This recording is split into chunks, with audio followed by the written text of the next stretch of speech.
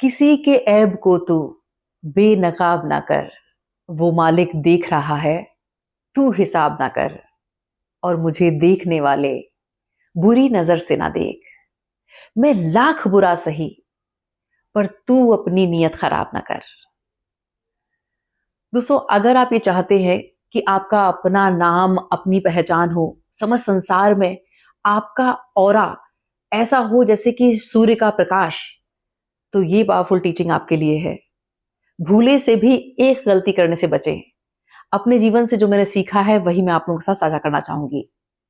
अभी इन दिनों आप लोगों ने एक बात ट्रेंडिंग में देखी होगी कि क्या हो रहा है सोशल मीडिया पर। ये चीज बहुत कॉमन है कि अगर कोई पर्सनल डिस्प्यूट है, चाहे वो पति पत्नी की बात है, चाहे दो भाइयों की बात है, सहेलियों की बात है, या फिर कोई प्रोफेशनल है, कलीग्स और अपना जो अपने बॉस के बीच में अगर कुछ भी ऐसा है, तो वो क्या करते हैं, किसी डिस्प्यूट को रिजॉल्व करने के बजाय अगर कुछ भी ऐसा है जिससे सामने वाले व्यक्ति की छवि खराब हो सकती है, तो वो रिकॉर्ड करते हैं और उसके बाद उसे पोस्ट करते हैं। ऐसा कभी नहीं करना है। और उसके पीछे क्या रीजन है वो मैं अपनी ही कहानी के माध्यम से साझा करना चाहूंगी।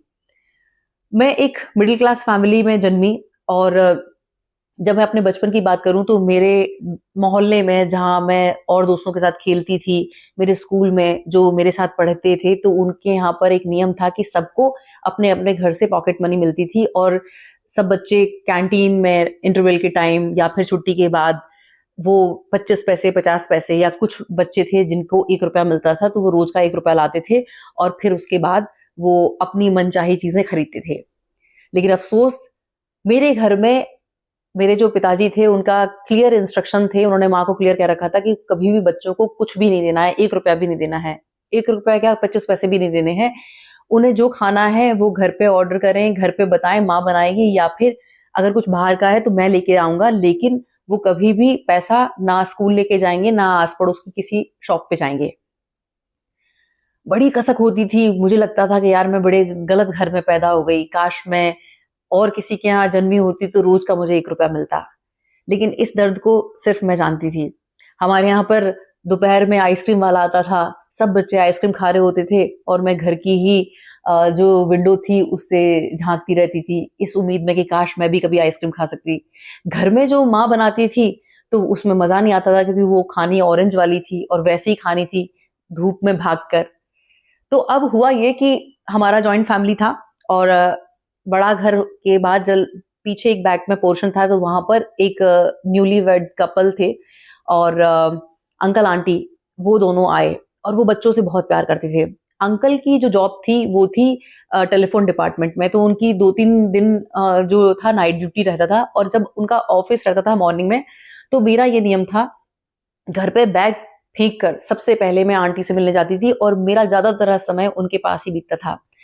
उनके साथ मुझे बहुत अच्छा लगता था, बड़ा अच्छा सेंस ऑफ ह्यूमर था उनका, और सबसे अच्छी बात ये थी कि वो इतनी क्रिएटिव थी कि वो खेल खेल में ही घर के बहुत सारी चीजें सिखा देती थी।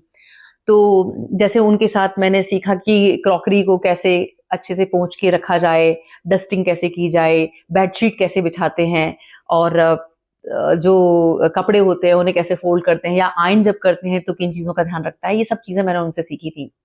तो एक दिन की बात है कि वो डस्टिंग कर रही थी, और वो मुझे बता रही थी कि जब हम डस्टिंग करते हैं तो इस तरह से हमें ध्यान से चीजों को संभालना चाहिए, और साफ कपड़े से ऐसे से पोंछना होता है। तो मैं उनको एक एक आइटम पकड़ा रही थी, और वो उसको क्लीन कर करके रख रही थी। अब हुआ ये कि जैसा मैंने बताया कि वो बहुत क्रिएटिव थी, तो उन्होंने क्या किया, एक बहुत बड़ा सा शिप, जो पानी का जहाज होता है, वो बनाया 5-5 के सिक्कों से, और वो बहुत अट्रैक्टिव था। तो उन्होंने वो फेविकॉल से सारा चिपका रखा था, वो किससे कैसे कनेक्ट था वो नहीं पता था, लेकिन वो पूरा का पूरा जो जहाज था वो 5-5 के सिक्कों से था, और फिर उस पे साइड में चेन लगी हुई थी, और वो देखने में बड़ा अट्रैक्टिव था। तो जब वो शिप मैंने उनको उठा के दिया, तो होनहार से क्या हुआ, एक 5 का सिक्का बेड पे गिरा, तो वो आहट भी नहीं आई, और वो सिक्का मैंने देख लिया था। तो मैंने आंटी को शिप दिया, और फिर दाएं बाएं देखा, मुझे कोई देख नहीं रहा था, मैं और आंटी थे, और आंटी अपना डस्टिंग में बिजी थी। तो मैंने धीरे से वो 5 का सिक्का उठाया, और बहुत होशियारी से मैंने कहा कि आंटी अब मैं चल रही हूँ, थोड़ा सा मुझे होमवर्क करना है, और फिर अब मैं जा रही हूँ। अब जैसे ही मेरे हाथ में 5 का सिक्का लगा, तो फिर पहले तो उस पे ग्लू हटाना था, तो मैंने चुपचाप वॉशरूम में जाके वो ग्लू हटाया और उसके बाद सीधे मैं दोपहर में 2:30-3 बज रहे थे और सीधे मैं पहुंची आस पड़ोस की एक शॉप थी वहां। अब वहां जो शॉप थी वहां एक अम्मा जी थी जो कि तकरीबन रही होंगी 90-95 किलो की। उनको उठने बैठने में बहुत दिक्कत होती थी, तो वो दोपहर में क्या करती थी कि वहीं चटाई पे लेट जाती थी और जो बच्चे या जो भी ग्राहक आता था तो उनसे ये कह देती थी कि गल्ले में पैसे रख दो और जो सामान लेना है वो अपने आप ले लो। ईमानदारी से लोग आते थे, अपना सामान लेके गल्ले में पैसे डाल देते थे। मेरे लिए और सहूलियत हो गई थी क्योंकि मुझे ये लग रहा था कि पता नहीं ये 5 का सिक्का चलेगा कि नहीं, क्योंकि उसमें हल्का-सा ग्लू लगा था। तो मेरा कॉन्फिडेंस और बढ़ गया क्योंकि मुझे सिर्फ गल्ले में पैसे देने थे। तो मैंने ईमानदारी से ऑरेंज की 4 टॉफ़ी, 5 पैसे में 4 टॉफ़ी थी, तो वो 4 टॉफ़ी ली, ईमानदारी से एक-एक करके गिना दी और अम्मा जी भी खुश और मैं भी बहुत खुश। तो उस दिन तो वो राना राजा वाली फ़ील आ रही थी कि पहली बार वो ड्रीम कम ट्रू था कि वहाँ से जाके ले ली थी टॉफ़ी। अब मुझे हर संडे का इंतज़ार रहने लगा कि अब संडे आए और आंटी डस्टिंग करें और फिर ये शिप मेरे हाथ आए और फिर इसमें से मैं चुपचाप एक सिक्का निकाल लूँ। अब मुझे हर संडे का इंतज़ार रहने लगा। अब उसके बाद एक समय ऐसा भी आया कि वो ऑरेंज टॉफ़ी से मन भर गया था, अब ख्वाहिशें बड़ी हो चुकी थी, तो अब मुझे वो जो ऑरेंज की आइसक्रीम होती है वो चाहिए थी। तो वो ऑरेंज वाली जो आइसक्रीम होती है वो 25 पैसे की थी, तो मुझे मतलब अब ऐसे में 5 सिक्कों की ज़रूरत थी। तो मेरे दिमाग में आया, मैंने कहा आंटी एक काम करते हैं, मुझे आपके साथ काम करने में बहुत मज़ा आता है, तो हर संडे को अब ये नियम आप बना लो कि ये डस्टिंग वाला काम आप मुझे दे दो। अब मैंने बहुत अच्छे से समझ लिया है कि डस्टिंग कैसे करते हैं। आंटी भी खुश। तो अब ख्वाहिशें तो बढ़ ही चुकी थी, तो क्या हो गया कि अब वो नियम बना लिया था कि इस शिप को उतारना है, दाएँ-बाएँ देखना है और आंटी बिज़ी हैं, तो पीछे जो सिक्के निकले थे, वो धीरे-धीरे करके 5 सिक्के निकाल लेती थी। तो अब हर संडे को मुझे आइसक्रीम खाने को मिल गई। अब होनहार से क्या हुआ, ये सिलसिला चलता रहा और सब कुछ बहुत बढ़ गया था क्योंकि फ्रंट से जो वो शिप था, वो एज़ इट इज़ था और वहाँ सिक्के लगे हुए थे और जो बैग था, वो धीरे-धीरे खाली हो रहा था। तो वो मैं ही रख रही थी, मैं ही डस्टिंग कर रही थी, तो वो चीज़ें सामने आ नहीं रही थी। अब इस दौरान हुआ ये कि बीच में आई दिवाली, तो आंटी ने अपना सफाई अभियान शुरू किया। आंटी ने कहा कि अब घर की पूरी सफाई मैं करूँगी और वो उन्होंने जब डस्टिंग स्टार्ट की, तो जब उन्होंने वो शिप उतारा, तो वो हँस-हँस के लोटपोट, हँस-हँस के लोटपोट। मैंने कहा, "क्या हुआ आंटी?" मेरी हालत खराब थी। मैंने कहा, "आज चोरी पकड़ी गई।" तो उन्होंने कहा कि, "अरे! दीप्ति, देखो जहाज़ तो डूबने वाला है।"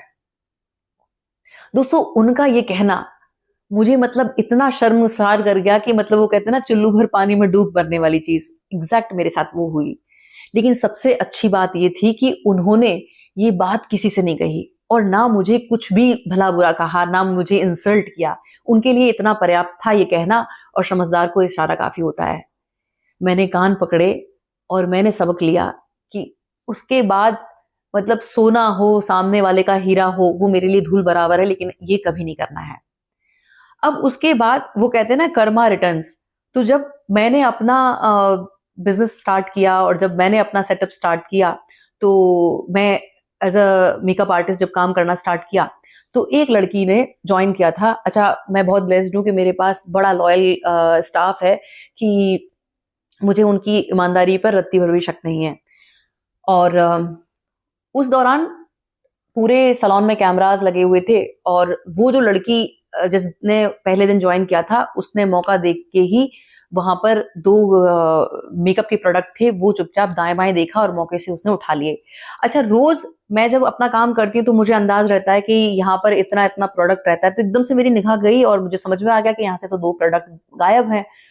अब मुझे तुरंत समझ में आ गया कि ये हो ना हो उसी लड़की ने उठाया है। लेकिन मैं ये नहीं चाहती थी कि ये चीज़ें कैमरे में कैद हों और ये चीज़ें सबके सामने आएँ और उसकी इंसल्ट हो, क्योंकि मुझे उसके भीतर वही दीप्ति दिखाई दे रही थी और मुझे समझदारी से काम लेना था वैसे ही जैसे नीलम आंटी ने मेरे लिए लिया था। मैंने सिर्फ इतना बोला, मैंने कहा अरे यहाँ पर 2 प्रोडक्ट नहीं दिख रहे हैं। उस लड़की को सुनाते हुए बोला, मैंने कहा चलो ख़ैर कोई दिक्कत नहीं, अभी तुम लोग काम करो और उसके बाद में देख लेंगे, वैसे भी कैमरा तो लगा हुआ है, इधर-उधर कहीं गिर गया होगा तो मिल जाएगा। उसके बाद उसे समझ में आया कि अरे यहाँ तो कैमरा लगे हुए हैं। फिर उसने मौका देख के कहीं इधर उधर जा जू के फिर उसने जहां मौका मिला उसने ट्रॉली में वो 2 प्रोडक्ट डाल दिए और फिर बोली कि मैम कहीं ये 2 तो नहीं है। मैंने कहा हाँ यही थे। बोले अरे पता नहीं यहाँ रखे हुए थे। मैंने कहा कोई दिक्कत नहीं है। तो दोस्तों यहाँ ये सबक मिला कि जब इस तरह की कोई सिचुएशन है कि हमारे साथ किसी ने अपमान किया, हमारे साथ किसी ने अन्याय किया, हमें धोखा दिया, कोई भी स्थिति परिस्थिति है जिसमें हमें कुदरत ये मौका दे रही है कि हम उसको सार्वजनिक रूप में अपमानित कर पाएं, तो ऐसी अगर आपके पास कोई अपॉर्चुनिटी आ भी रही है, भूले से भी कभी किसी को इस तरह से सार्वजनिक रूप में अपमानित करने का हमारा कोई हक नहीं है। क्योंकि अगर आप लोगों का नहीं पता, लेकिन मैं बता रही हूं कि अगर मैं फ्लैशबैक में अभी तक के जीवन की बात करूं तो बहुत सारी चीजें ऐसी थी कि अगर सार्वजनिक रूप से वो सामने आती तो 1 मिनट लगता है, सार्वजनिक पब्लिकली वो कहते हैं ना छवि खराब करने में 1 सेकंड लगता है, जाने अनजाने में की हुई वो सारी घटनाएं और सारी गलतियां। तो मुझे लगता है कि शायद ये इतना सुंदर भाव जो ईश्वर ने दिया है उसी ने इस तरह की स्थिति परिस्थिति से बचाया कि कभी भी ऐसी कोई स्थिति का सामना नहीं करना पड़ा कि जहां इंसल्ट फील हुई हो या फिर किसी ने पब्लिकली अपमानित किया हो इस तरह से कि सार्वजनिक रूप से इस तरह की कोई चीज आई हो कि जिसमें ये प्रूफ हो कि मैं गलत थी और वो व्यक्ति सही था।